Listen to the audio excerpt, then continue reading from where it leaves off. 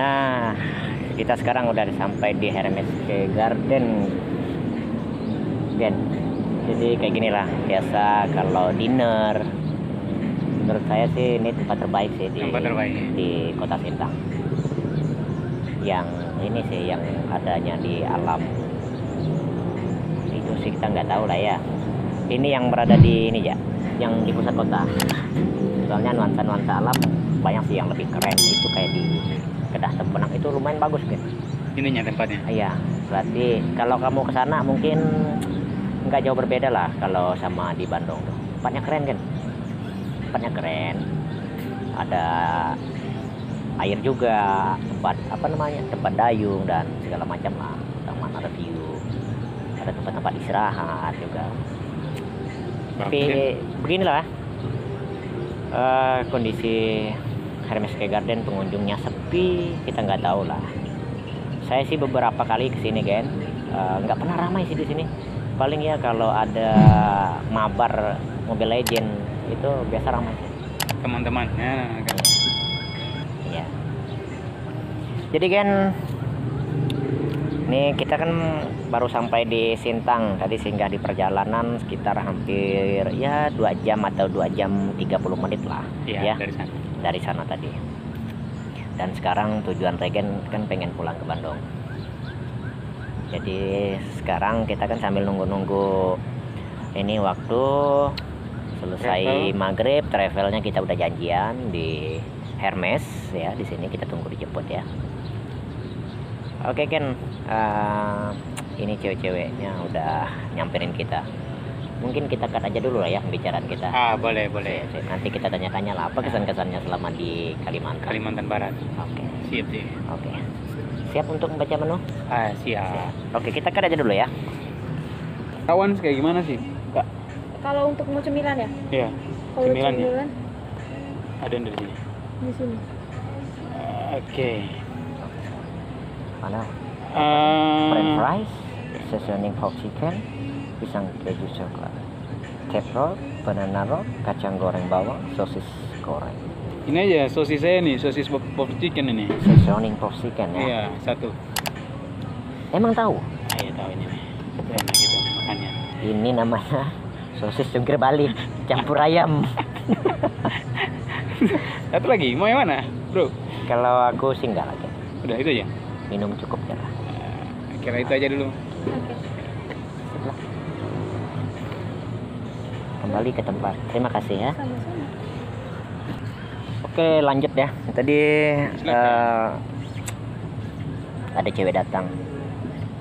Jadi nawarin kita sesuatu gitu kan. Itu udah privat lah, kita sama tahu lah. Tapi dia bawa buku. Ya. Tapi Kok di sini? Nah, gini. Nah, itu kan mantap. ya nggak apa-apa, Gen. Jadi, Gen, setelah 6 minggu ini berada di Kalimantan, apa kesan-kesan, ada pesan moral atau seperti apalah Kalimantan? Sebelumnya kan kamu pasti belum pernah ke Kalimantan ya, baik Kalimantan Barat, Selatan, Timur atau dan segala macam kan? Nah, responnya seperti apa setelah ke Kalimantan? Mungkin sebelum ke Kalimantan kamu beranggapan Kalimantan itu seperti ini. Nah, sekarang udah ngerasain 6 minggu, saya katakan itu 40 malam lah ya. Oke, Ken. Mau mulai dari mana nih? Yang menyakitkan dulu atau menyenangkan dulu? Terserah aja dulu. Oke, saya mulai dari yang menyenangkan dulu ya. Jadi yang pertama, ketika saya sampai di Kalimantan itu, yang paling menyenangkan itu udaranya. Ya. Oke, udaranya. Siap. Udaranya tuh masih sangat bersih. Oke. Dan dia masih sangat banyak pohon. Hutannya tuh begitu besar. Siap. Nah, jadi kadang-kadang saya turun itu saya masih bisa lihat pohon-pohon. Berbeda ketika saya di Bandung. Kalau lihat pohon itu kadang-kadang kita hanya datang di hutan lindung. Kalau ini enggak. Oke. Kita bisa lihat pohon-pohon, hamparan pohon-pohon begitu banyak. Yang kedua, hal yang menyenangkan adalah Kalimantan itu adalah sumber uang. Kenapa saya katakan sumber uang?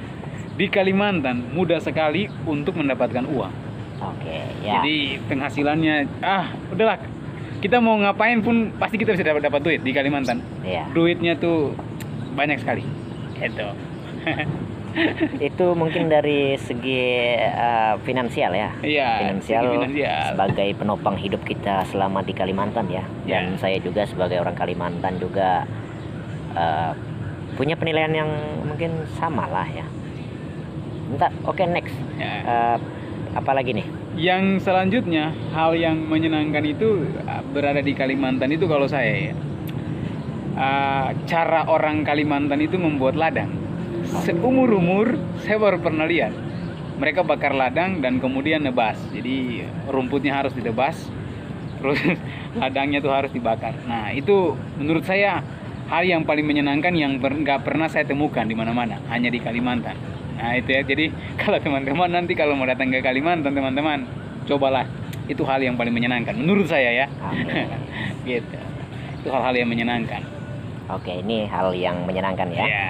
Oke, untuk yang nanti selanjutnya nanti ya kita akan juga akan dengarkan lagi ya. Apa sih yang ada di Kalimantan ini, kita juga penasaran kan. Ini kita kan pastinya pengen tahu nih penilaian orang-orang dari luar itu Kalimantan itu seperti apa ya. Jadi mari kita buktikan ini.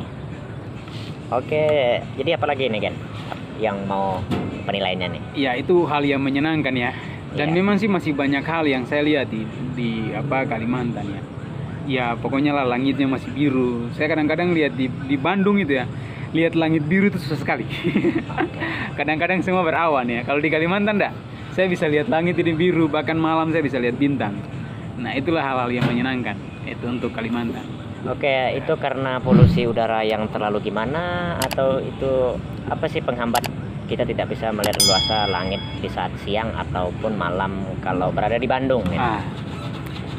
Yang pertama mungkin karena Bandung itu adalah kota yang dikelilingi bukit ya. Jadi semuanya bukit dan kadang-kadang berawan dia. Jadi di atas bukit-bukit itu berawan dan kemudian itu hujan karena mungkin dingin dari pohon-pohon itu. Jadi kadang-kadang kita nggak akan bisa lihat bintang maupun lihat langit biru di sana.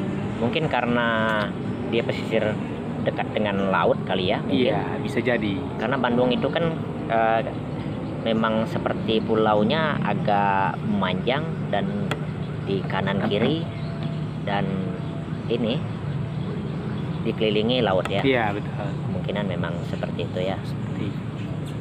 Tapi suhunya sangat dingin di Bandung ya. Kalau Bandung dingin. Bandung Oke. kota udaranya memang masih segar dan memang dingin kota di sana. Iya. Jadi ada beberapa hal yang dipelajari Regen selama di Kalimantan itu, mulai dari memang cara hidup di sini sebagai penopang ekonomi, terus bagaimana iklim di sini juga ya, iklim, udara dan segala macam, dan lagi juga masalah hutan, cara berladang, cara orang-orang di Kalimantan ini mayoritas untuk menopang hidupnya. Dari segi sektor pertaniannya itu seperti apa ya, mungkin bertani kelapa sawit dan karet itu mayoritas di Kalimantan Barat. Adapun lada dan tanaman kelapa itu mungkin sebagian kalau saya katakan itu di Kalbar 2 itu Kalbar 1 ya, karena kita sedang berada di Kota Sintang, ini Kalbar 2 ya Gen ya. Oke, betul. kalau dibandingkan ini Gen, kamu dari Ambon, terus tinggal di Bandung, dan sekarang melakukan perjalanan sedang berada di Kalimantan. Nah, apa yang perbedaan Kalimantan ini sama Ambon, Gen? Kalau perbedaannya sih saya pikir udaranya sama. Memang Ambon juga panas. Cuman yang perbedaan itu Kalimantan itu banyak perusahaan.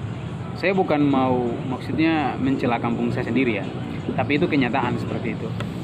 Kalimantan perusahaannya banyak, sawit di mana-mana kan. Terus orang di sini juga tanam sawit. Sedangkan kalau di Ambon sendiri, memang dia alamnya luas, Oke. cuman perusahaannya sedikit, lapangan Oke. pekerjaannya sedikit. Nah makanya kita di Ambon itu susah sekali untuk mendapatkan pendapatan, apalagi duit. Gaji 2 juta aja udah senang. Kalau di Kalimantan 2 juta, oh Kecil ya. kecil, belum ada apa-apanya bro. Ya. 5-6 juta. Kita yang nganggur aja bisa dapat segitu ya. Hmm. Ya, artinya dari perbedaan ekonomi secara finansial yang harus kita dapatkan itu jauh berbeda ya. Ambon berarti Ambon itu kita katakan mungkin kalau kerja di sini kerja keras, di sana lebih kerja keras lagi.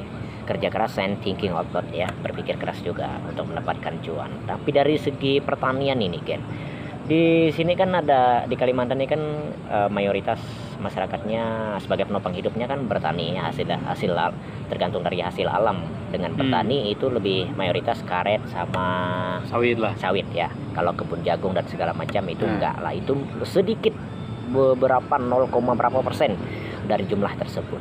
Nah, untuk itu peluang untuk membuka usaha, membuka lahan, membuka kebun itu lebih berpeluang di Kalimantan atau di Ambon, Ken?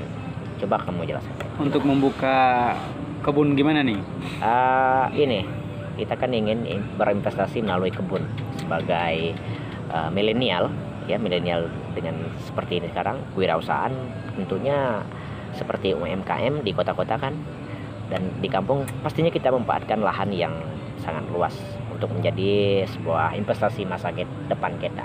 Dan di sana itu yang sangat berpeluang, kita tuh harus tanam apa lah. Oke.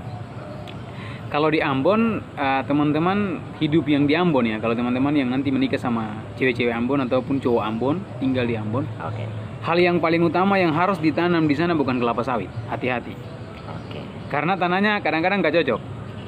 Iklimnya beda. Tapi kalau teman-teman ingin berinvestasi di sana, tanam pohon pala. Oke. Jadi teman-teman, pohon pala teman-teman punya lahan 2 hektar saja. Jadi sudah punya 1000 pokok pala. Udah kaya. 6 bulan saja kalau pupuk bagus, sudahlah teman-teman bisa beli Fortuner, Lamborghini gitu ya. Mobil-mobil mewah. Oke, jadi kita udah perbandingkan. Jadi di masing-masing wilayah, apalagi sekarang kita antara pulau, dan pulau dari Ambon ke Kalimantan itu ada Sulawesi dan segala macam. Mungkin ini jarang pulau ke pulau lagi. Mau loncat berapa pulau baru sampai ke Ambon. Tergantung tempatnya. Dan di Ambon tadi udah dikatakan pala ya. Nah, teman-teman pasti penasaran kan mendengar hasil dari pala bisa beli mobil ya, sekali panen ataupun 2 kali panen. Nah, ini yang menjadi sebuah pertanyaan kita. Ini milenial nih harus tahu nih. Jadi saya juga seiring ini belajar. Saya juga sekarang menjadi seorang pengangguran. Nah, saya ingin menekuni di bidang pertanian. Saya ingin terapkan di Kalimantan, tapi dengan iklim dan seperti pasar kita kayaknya nggak memungkinkan. Tapi saya wajib belajar loh, ya. Saya wajib belajar walaupun saya tidak seharusnya mempraktikkannya di sini ya. Jadi pala ini tadi kan 6 bulan. Jadi masa perawatan mulai dari umur semai tanam sampai umur